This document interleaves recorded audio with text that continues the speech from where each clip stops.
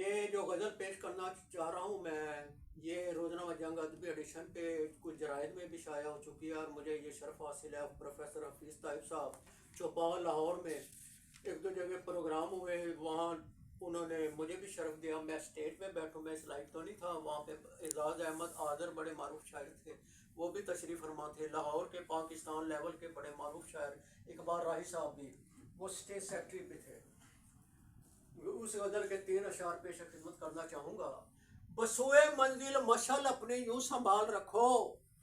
بسوئے منزل مشعل اپنی یوں سنبھال رکھو،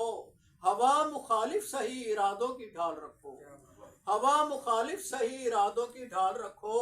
یہ ہجر کی شب وفا کا افسانہ لکھ رہی ہے، یہ ہجر کی شب وفا کا افسانہ لکھ رہی ہے، محبتوں کی ہنسی ساتھ اجال رکھو، محبتوں کی ہنسی ساتھ اجال رکھو، بھول جاؤ احسان جو کسی کا زیست میں تم، تو یاد عرفان اپنے یہ ماہ و سال رکھو،